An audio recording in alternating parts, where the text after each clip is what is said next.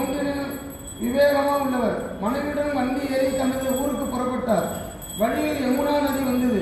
நதிக்கரையில் ஸ்திரீகள் கூட்டம் கூட்டமாக அனந்த விரத பூஜை செய்து கொண்டிருப்பதை பார்த்தார். சுஷீலா மெல்ல மெல்ல அவர்களை அணுகி, நீங்கள் செய்கிற இந்த விரதத்தின் பெயர் என்ன, என் மகிமை என்ன என்று வினயத்துடன் விசாரித்தார். அவர்கள் முழு விவரம் தெரிவித்தார்கள்.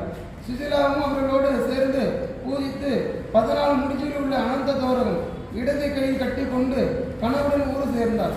அந்த அனந்த விரதத்தின் மகிமையால் அவர் வீடு தனம் தானியம் பசுகள் கன்று வஸ்திரங்கள் முத்து மாணிக்கம் பதித்து நகரில் நிறைந்து பிரகாசித்தது.